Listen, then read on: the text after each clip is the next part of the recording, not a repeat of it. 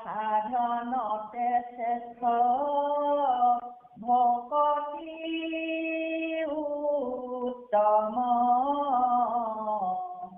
পূৰ্বাপৰ চাহি সাধু কৰিলা নিয়ম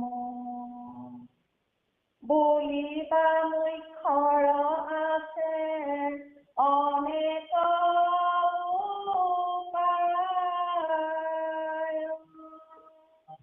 ভকতি ভৈৰ প্ৰিয় শ্ৰেষ্ঠ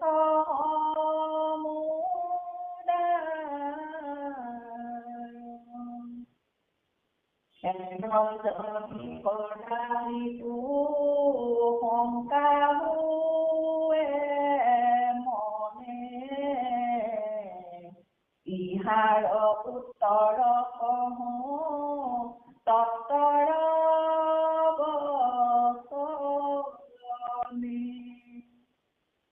সৃষ্টিৰ কাৰণে যত ভূত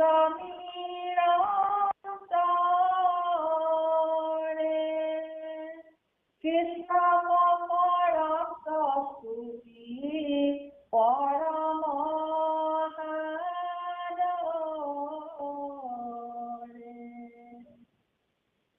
যত জ্ঞানী গণে মন নিয়মী সকলে দুৰ্জয় মায়া জ্ঞান যোগ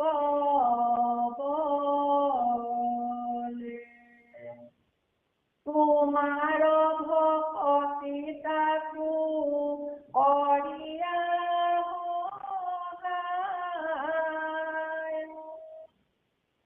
তই ইটো সংসাৰতো মাতেলি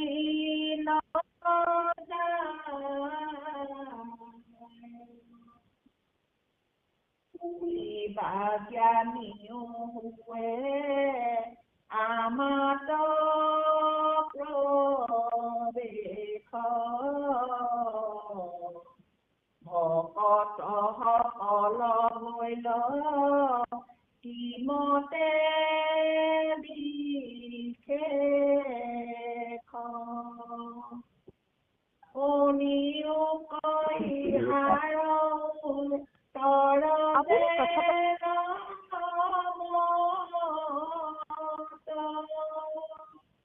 ভক্তি দিনে নিষ্ফলকে বল যুগত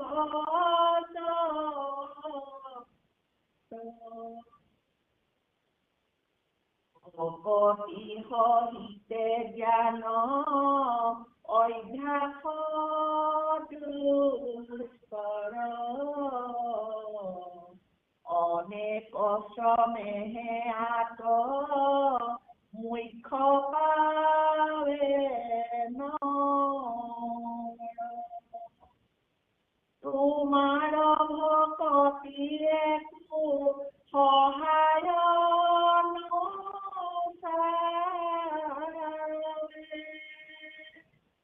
কেৱল ভকতি উঠে বৈকুণ্ঠ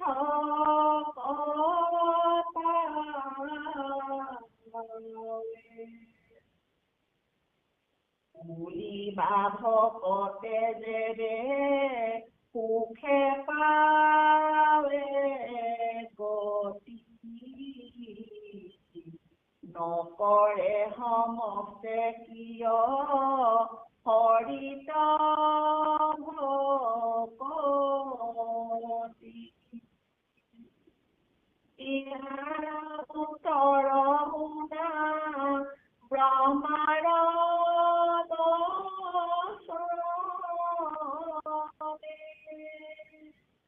সৰ্বলোকে কৃষ্ণ বৰ্ণ ভজে জিকাৰ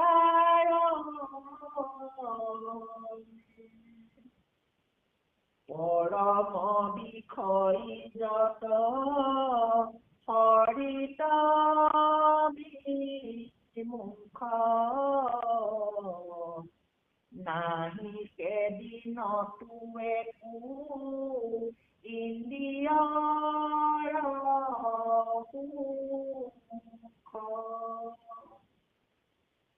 নানাবিধ শ্রমে দিন উতবহি যায় নিখাত নিদ্রাত থাকে একো ফল নাই স্বপ্ন দেখি নিদ্রার জাগয় ক্ষণে ক্ষণে তাকো নানাবিধ মনোরথ চিন্তে মনে বহুবিধ অর্থ আশা কৰি থাকে যত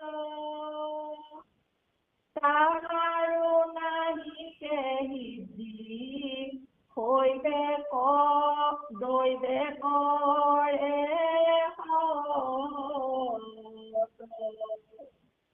কৃষ্ণ এহি মতে ৰাতি দিনে বিষয়ত মতি কৃষ্ণৰ কথাত কদাচিতো নাহি ৰতি মহামূঢ় বিষয়া সুখ ইটো কথা শ্ৰৱণ কীৰ্তন যিটো বিমুখ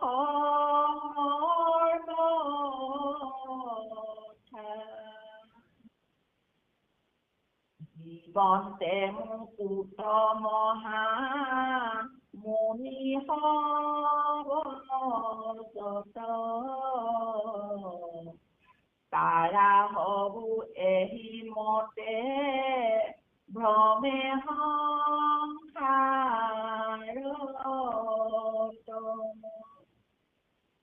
মুখ্যৰ পৰম মহা উত্তম কাৰণ কহুনা পুনৰপি ব্ৰহ্মাৰ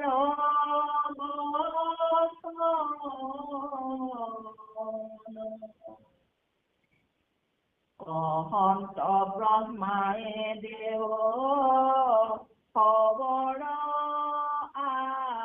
আগত ইহি মহাখেদ শুনা দেৱতা সমস্ত আমৰা হবাৰো মহা প্ৰাৰ্থনী মত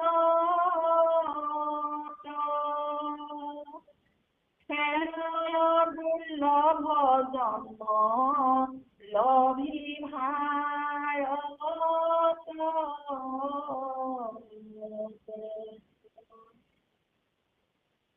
কৃষি মহাধৰ্ম তত্ত্ব জ্ঞানৰ সাধন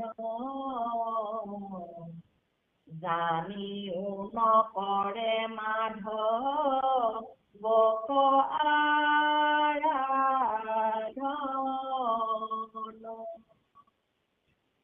শ্ৰৱণ কীৰ্তন যিটো নকৰে সদায় জানিবা মোহিলে তাক কৃষ্ণৰ মায়া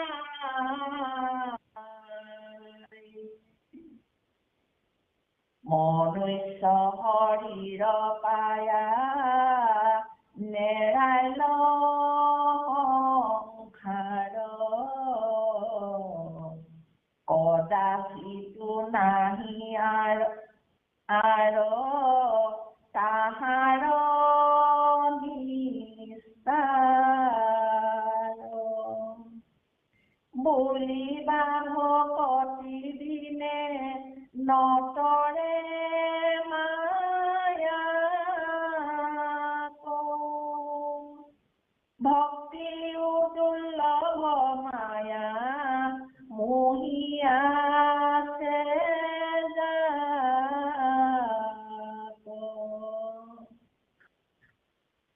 তাহাৰ নিস্তাৰ এৰে হৈব কেনমতে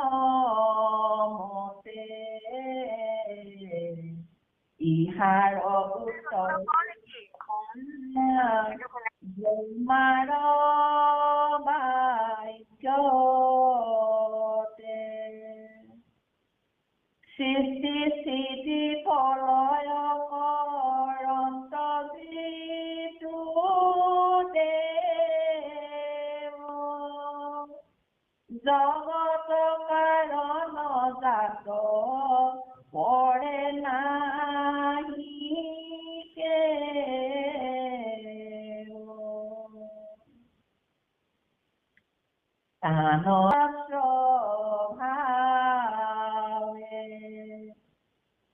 একে চিন্তন তাংক মাত্ৰ যিটো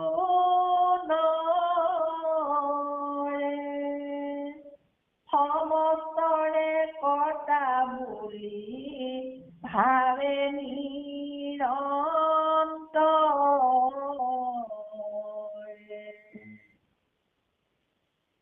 তাকেহে কৃষ্ণৰ কৃপা মিলে তাপতি সমস্ত ধৰ্ম পাছে তেজে তাৰ মতি শ্ৰৱণ কীৰ্তন মহা লাভকে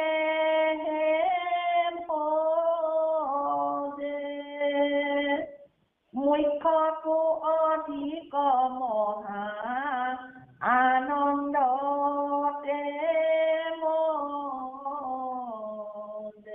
কৃষ্ণ কৃষ্ণ কৃষ্ণ মাধৱ মাধৱ মাধৱ আমাৰ জন্মৰ সেৱাৰ থলী নমামৃত সন্ধানী সত্ৰত সমবেত হৈ আজি মহাপুৰুষ কৃপালু মাধৱ গুৰুজনৰ অৱদান ভক্তি ৰত্নাৱলীৰ কিয়দাংশ সুন্দৰকৈ পাঠ কৰি আমাৰ সকলোকে শ্ৰৱণানন্দ প্ৰদান কৰা কিৰণাই আমাৰ সমল ব্যক্তি পৰম শ্ৰদ্ধাৰ ডেকা বাপ আৰু আমাৰ সুপৰিচালক হাতীমূৰা বাপকে মুখ্য কৰি সমস্ত ভক্তিপ্ৰেমী ৰসগ্ৰাহী শ্ৰৱণী বাপাই সকললৈ চৰণলৈ আমাৰ পুৱাৰ সেৱা ভাগি নিবেদিছো।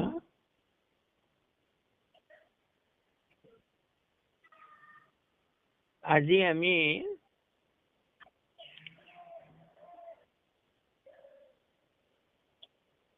কালি মাৰ্কণ্ডেয় ঋষিৰ বাক্যৰে সৈতে সামৰণি মৰা হৈছিলে আৰু আজি পুনৰ আৰম্ভ কৰা হৈছে যে সৰ্বসাধনাতে শ্ৰেষ্ঠ ভকতি উত্তম পূৰ্বাপৰ চাহি সাধু কৰিলা নিয়ম। সকলো সাধন মাৰ্গ অৰ্থাৎ আমাৰ এই দেহটোক সাধন দেহ কয়।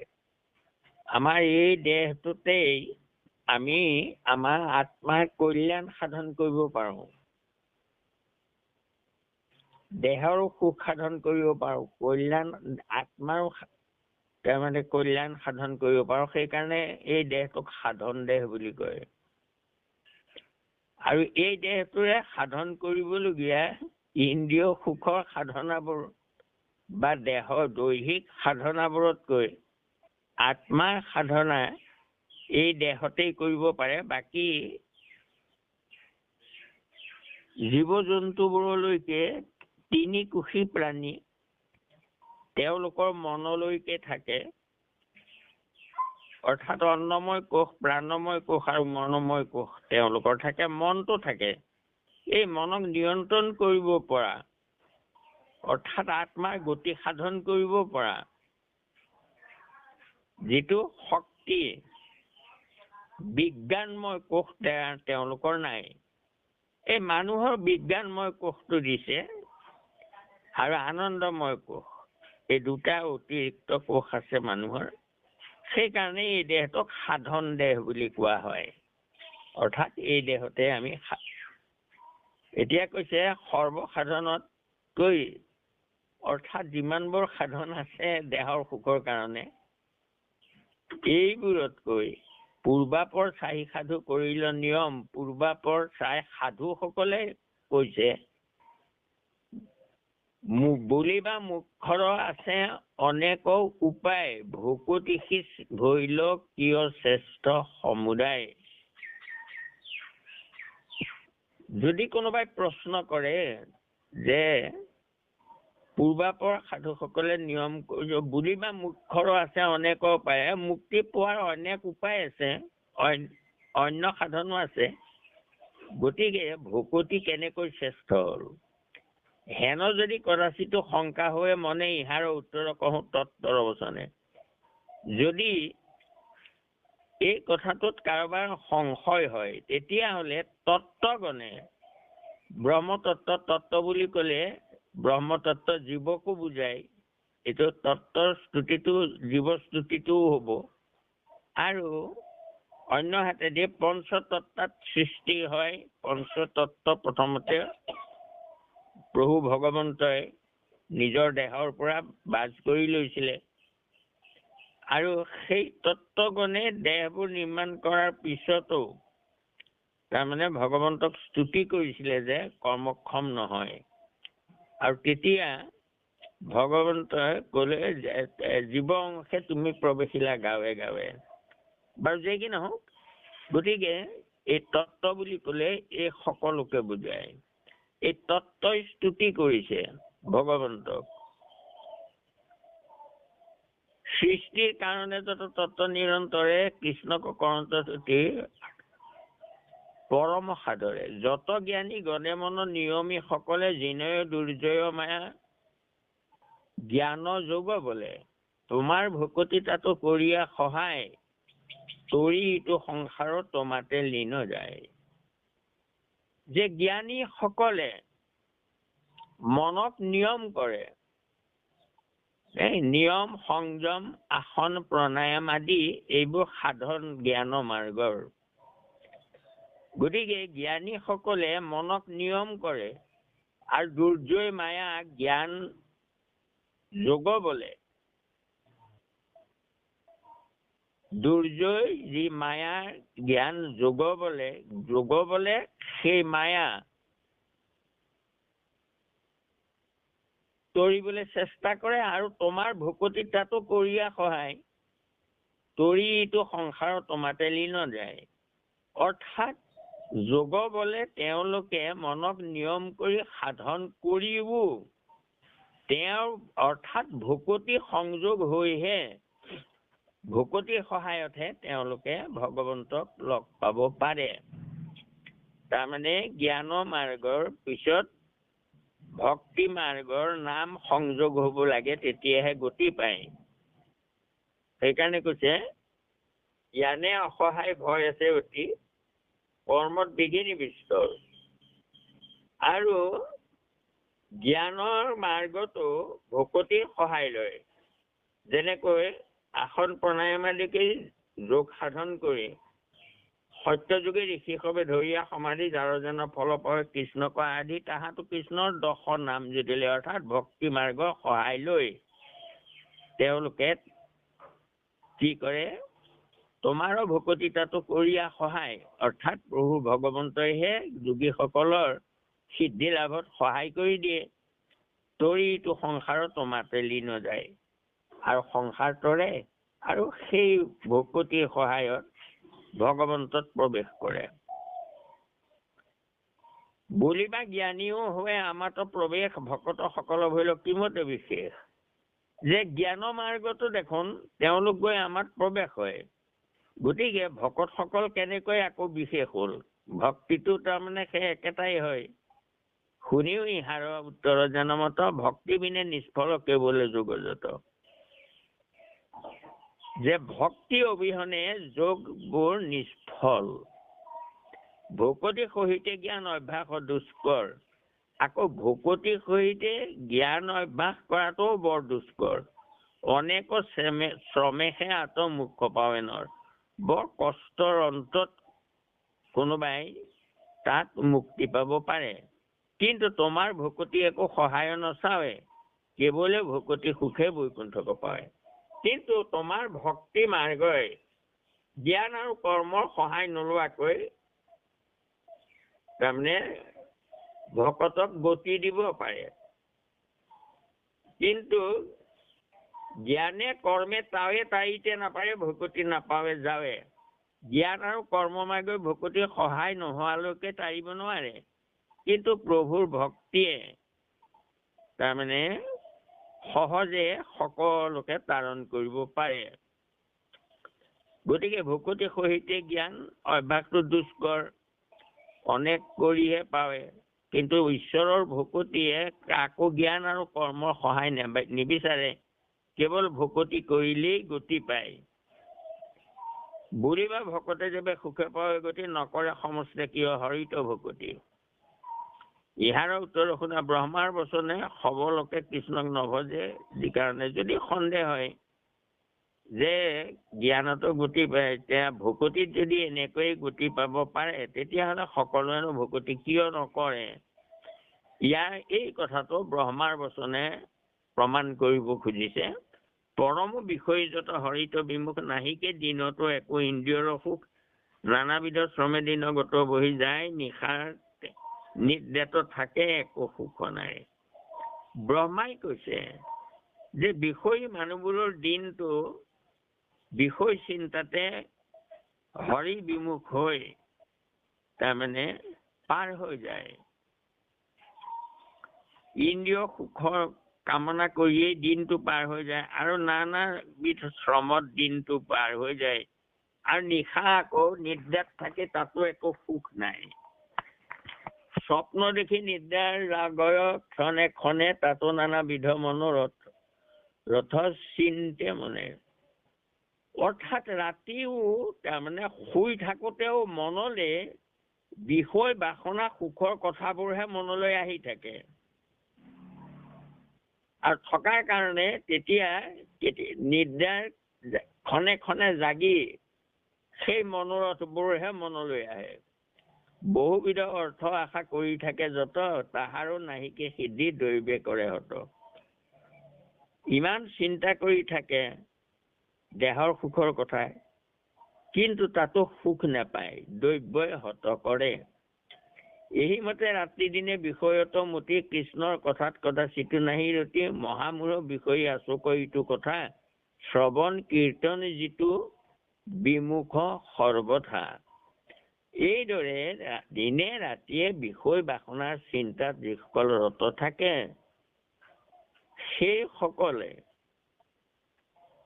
তেওঁলোকৰ কথাটো বাদেই শ্ৰৱণ কীৰ্তন যিটো বিমুখ সৰ্বদা, সেই সকলৰ ভিতৰতো যিসকলে শ্ৰৱণ আৰু কীৰ্তন বিমুখ হয়, অৰ্থাৎ ভকতি নকৰে, জীৱনতে মুকুত মহা মুনি হব যত, তাৰা হব এই মতে ভ্ৰমে সংসাৰত।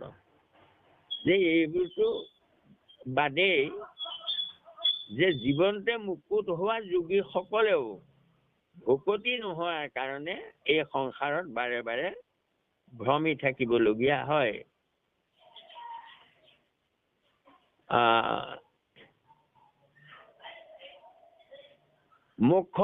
কৃষ্ণ জীৱনতে মুকুত মহা মুনি হব যত, তাৰা হব এইমতে ভ্ৰমে সংসাৰত। তেওঁলোকেও তাৰমানে সংসাৰত ভ্ৰমিবলগীয়া হয়। ভকতি অবিহনে তাৰমানে মুকুতি নহয়। মুখৰ পৰম মহা উত্তম কাৰণ, কহো শুনা পুনৰূপী ব্ৰহ্মাৰ বচন। এই উত্তম কাৰণটো ভকতিৰ ব্ৰহ্মাৰ বচনেৰে পুনৰ প্ৰমাণ কৰি দিওঁ শুনা। কহন্ত ব্ৰহ্মায়ে দেৱ খবৰ আগত, ঋষি মহাখেদ শুনা দেৱতা সমস্ত। আমৰা সবৰো মহা প্ৰাৰ্থনী মনত হেনয় দুৰ্লভ জন্ম লোভী ভাৰতত। দেৱতাসকলক কৈছে যে আমিও সদায় প্ৰাৰ্থনা কৰোঁ নৰ জন্ম পাবৰ কাৰণে, কাৰণ এইটো সাধন দেহ, ইয়াত ভকতি কৰিব পাৰে। গতিকে এনেকুৱা দুৰ্লভ জন্ম ভাৰতবৰ্ষত পোৱাৰ পিছতো ঋষি মহা ধৰ্মতত্ত্ব জ্ঞানৰ সাধন জানিও নকৰে মাধৱক আৰাধন। যে ধৰ্মৰ তত্ত্ব অৰ্থাৎ ভকতি, মাধৱক সেৱা কৰাটোৱেই ভকতি, এই কথাটো নৰতনুও পাইছে আৰু সেই ভকতিও পাইছে, কিন্তু এইটো জানিও নকৰে মাধৱক আৰাধন। এইবোৰ জানিও মাধৱক যিসকলে আৰাধনা নকৰে, সাধন দেহ পাইছে, ভাৰতবৰ্ষ পাইছে আৰু ইয়াত ভকতিৰ কথাও পাইছে, তথাপিতো তালৈ মন নকৰে, যিসকলে শ্ৰৱণ কীৰ্তন নকৰে, তেওঁলোকক জানিবা মহিলে তাক কৃষ্ণৰ মায়াই, সেইসকলক কৃষ্ণৰ মায়াই মুহি পেলালে, অৰ্থাৎ মায়াৰ শৰীৰটোৰ সুখে মুহি পেলালে তেওঁলোকক। মনুষ্য শৰীৰ পায়া নেৰাইল সংসাৰ, কদাচিতো নাহি আৰু তাহাৰ নিস্তাৰ। এই যে সাধন দেহ মনুষ্য শৰীৰ, এই পঞ্চকোশী তনু পোৱাৰ পিছতো যদি কোনোবাই উদ্ধাৰ হ'ব নোৱাৰে, সংসাৰ অৰ্থাৎ বিষয় বাসনতে লিপ্ত হৈ এই সাধন দেহটো এনেই বিফল কৰিলে, কদাচিতো নাহি আৰু তাহাৰ নিস্তাৰ। বুঢ়িবা ভকতি বিনে নতৰে মায়াক, ভক্তিও দুৰ্লভ মায়া মুহি আছে যাক। এইটোতো সন্দেহ কৰিব পাৰে যে ভকতি বিনে মায়াক তৰিব নোৱাৰে, আকৌ ভক্তিও দুৰ্লভ মায়া মুহি আছে যাক। অন্যহাতে মায়াক মোহিত সকলৰ ভক্তিও দুৰ্লভ হয়, তেতিয়াহলে কি হব? এতিয়া তাহাৰ নিস্তাৰ এবে হইবে কেন মতে। ইহাৰ উত্তৰ শুনা ব্ৰহ্মাৰ বাক্যতে। ব্ৰহ্মাই আকৌ তাৰো উপায় দিছে, এইটো শুনা। সৃষ্টি প্ৰলয় কৰন্ত যিটো দেৱ, জগত কাৰণ জাত পৰে নাহি কেৱ। স্থান যোগ মায়া অতি পৰম দুষ্টৰ, যোগেশ্বৰ সমস্তৰ তৰণ দুষ্কৰ। হেন নাৰায়ণ তিনি গুণৰ ঈশ্বৰ, বিহিবন্ত কুশল আপুনি দামোদৰ। যে সৃষ্টি স্থিতি প্ৰলয়ৰ গৰাকী যিজন ভগৱন্ত, তেওঁৰ যোগমায়া তৰাটো বৰ ডাঙৰ কথা। গতিকে যোগেশ্বৰ সকলেও সেইটো তৰিব নোৱাৰে, কিন্তু সেই তিনি গুণৰ ঈশ্বৰে ভগৱন্তই নিজে ভকতৰ কুশল সাধন কৰিব, অৰ্থাৎ শ্ৰৱণ কীৰ্তন কৰা সকলৰ কুশল ভগৱন্তই কৃপা কৰিব। কৃষ্ণৰ কৃপাত হইব কল্যাণ আমাৰ, আমৰা খবৰ আত নালাগে বিচাৰ।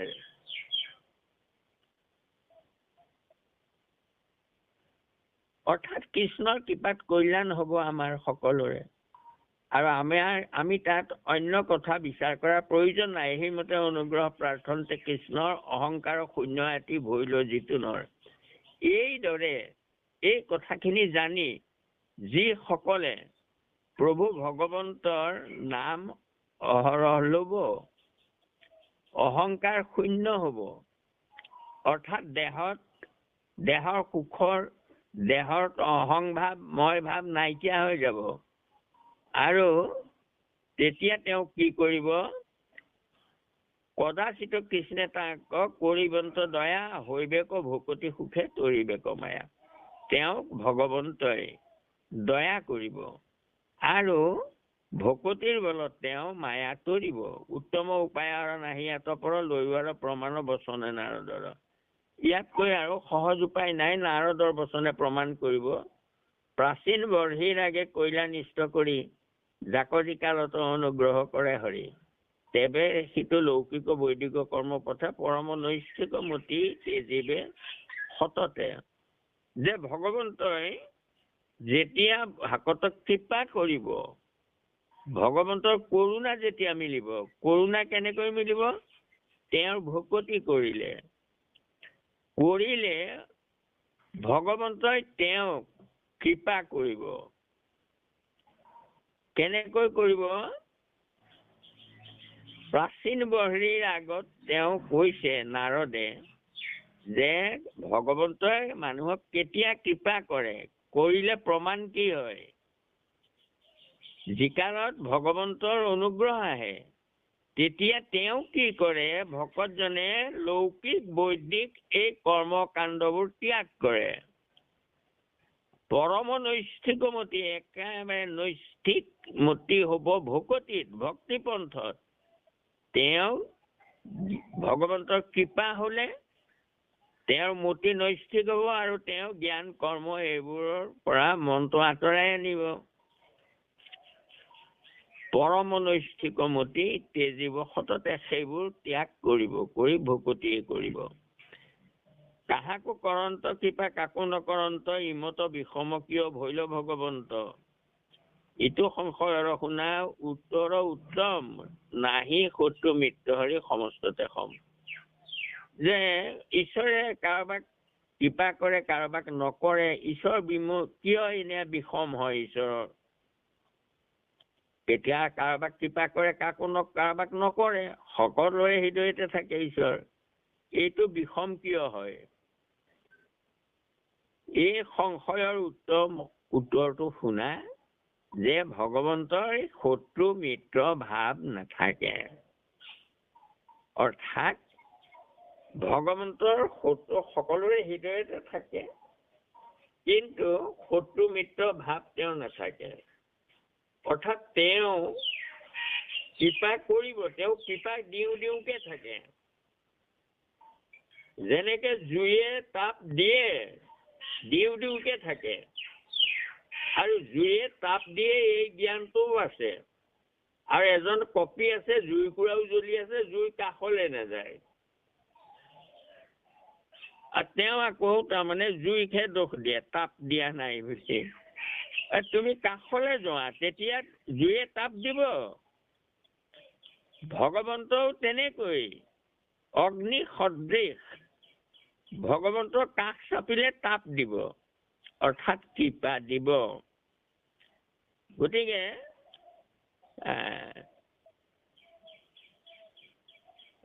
ভকতিসী তাঙ্ক ৰাতি বিষম কৰাৱে, ভকতৰ বৈশ্য হৈ জানিবা স্বভাৱে এতেকে চিন্তন্ত তাঙ্ক মাত্ৰ যিটো নৰে। এই কথাটো ভাবি যিসকলে তেওঁকে চিন্তা কৰে, সমস্তৰে কৰ্তা বুলি ভাবে নিৰন্তৰে, সমস্তৰে কৰ্তা প্ৰভু ভগৱন্ত বুলি জানে। সমস্তৰে কৰ্তা মানে আমাৰ দেহটো চলিবলৈ যিমান যি লাগে সকলো তেওঁৱে কৰি থাকে। চকুক দেখুৱাই, কাণক শুনাই, হাতক চোৱাই, ভৰিক জোৱাই, মুখক কোৱাই, এই গোটেই দেহটোৰ কৰ্মবোৰ তেওঁৱে চলাই থাকে আত্মাৰূপে।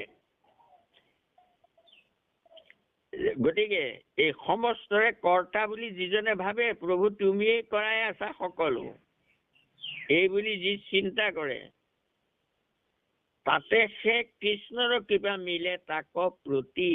সেইদৰে যিসকলে ভাবে তেওঁলোকৰ প্ৰতি কৃপা হবই। অৰ্থাৎ তেওঁ কাষলৈ যাব ভগৱন্তৰ, ভগৱন্তক চিন্তা কৰিব, নাম লব, তেতিয়া তেওঁ কৃপা কিয় নকৰিব ভগৱন্তই। সমস্ত ধৰ্মক পাছে তেজে তাৰ মতি, আৰু সেই কৃপা হোৱাৰ লগে লগে অন্য ধৰ্মবোৰ তেওঁ সৰ্বধৰ্মান পৰিত্যাজ্য, সকলো ধৰ্ম ত্যাগ কৰে। কোনো ধৰ্মত তেওঁ বিশ্বাস নাথাকে, আৰু সুদৃঢ় বিশ্বাস নামত হৈ যায়, ঈশ্বৰত হয়।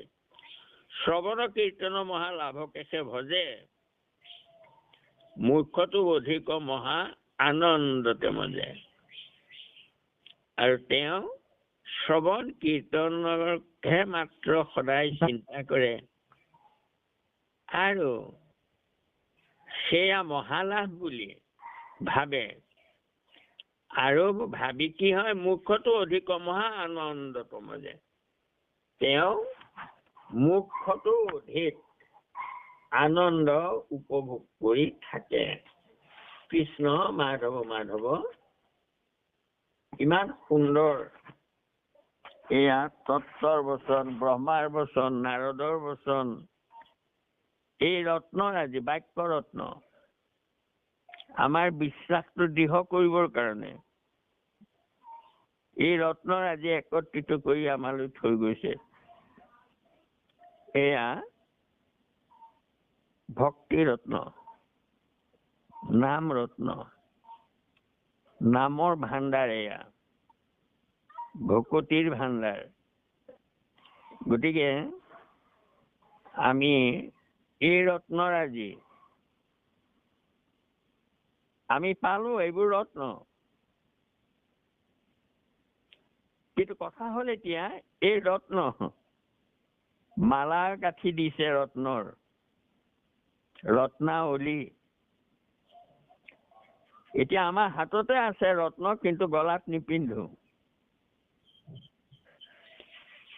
এইটো ডাঙৰ কথা। ইমান ৰত্ন উপদেশ নামৰ ওপৰতে দি আছে, তথাপিতো আমাৰ স্থিৰভাৱে সুদৃঢ় বিশ্বাসে আমাৰ সেই নাম আমাৰ খৰ খৰকৈ মুখত আহিছে নে, আমি এই অলংকাৰ পৰিধান কৰিব পাৰিছো নে নাই পৰা। ডাঙৰ কথাটো হ'ল সেয়া, আমি ৰত্ন পাইছো, গুৰুজনে আমাক ৰত্নাৱলী দি দিলে, কিন্তু তাকে আমি গাঁঠি পৰিধান কৰো নে নকৰো, এইটো ডাঙৰ কথা। সংশয় বুলিবলেতো নাই, তাৰ কথাত সংশয় ক'ৰ পৰা আহিব আৰু। ঈশ্বৰে নিজে কৈছে, ব্ৰহ্মাই কয়, নাৰদে কয়, ভকতে কয়, সকলো এই অমৃতময় বাণীখিনি, ৰত্নময় বাণীখিনি আমি পাই আছো, আৰু তথাপি বিশ্বাস নাই আনক ভজিবে যে। তথাপিতো তাৰমানে আমি বিশ্বাস, সুদৃঢ় বিশ্বাসটো কৰিছো নে নাই কৰা, ডাঙৰ কথা এইটো। শৰণ লওঁতে আমি কৈছো সুদৃঢ় বিশ্বাসে একান্ত ভাৱে, একে ন অন্তৰ্যস্য একান্ত, একমাত্ৰ ভকতিয়ে হৈ যাব, একমাত্ৰ ঈশ্বৰেই হৈ যাব। এইটো একান্ত চিত্ৰটো আমাৰ তেনেকৈ হ'ব লাগে। আৰু ৰত্নবোৰ আমাৰ হাতত আছে, হয়, হাততে ৰত্ন লৈ ফুৰিলেও কামত নাহিব, এইটো পৰিধান কৰিব লাগিব। কৃষ্ণ যি কি নহওক, আমি বৰ ভাগ্যৱান, কলিযুগ পালো, ভাৰতবৰ্ষ পালো, দেৱৰ দুৰ্লভ নৰতনো পালো, আৰু একেবাৰে ডাঙৰ লাভটো হ'ল আমি দুজনা মহাপুৰুষ কৃপালু গুৰুক পালো। আমাতকৈ ভাগ্যৱান কোন আছে আৰু। ভজিওক মাত্ৰ তেজি আন বিষয়ক, কৃষ্ণ মাধৱ মাধৱ। হয়, এইখিনি কবলৈ যাওঁতে আমাৰ হ'ব পৰা অপৰাধখিনি আপোনাৰ হয় মৰিখন কৰিব। কোটি কোটি ঘৰৰ অপৰাধনতে কৰ মই দুৰাশয়, হে হৰি মোক দাস হেন মানি ক্ষমিওক কৃপাময়, ক্ষমিওক কৃপাময়। শ্ৰীমন্ত শংকৰ হৰি ভকতৰ জানা যেন কল্পতৰু, তাহান্ত বিনাই নাই নাই নাই আমাৰ পৰম গুৰু, আমাৰ পৰম গুৰু, আমাৰ পৰম গুৰু কৃষ্ণ মাধৱ বান্ধৱ ধাৰাবাহ কত নসহিব সংসাৰতা। কৃষ্ণ কিৰণ তুমি দোহাৰি দিয়া, কৃষ্ণ মাধৱ। কৃষ্ণ কৃষ্ণ কৃষ্ণ তাতে কৃষ্ণৰ কৃপা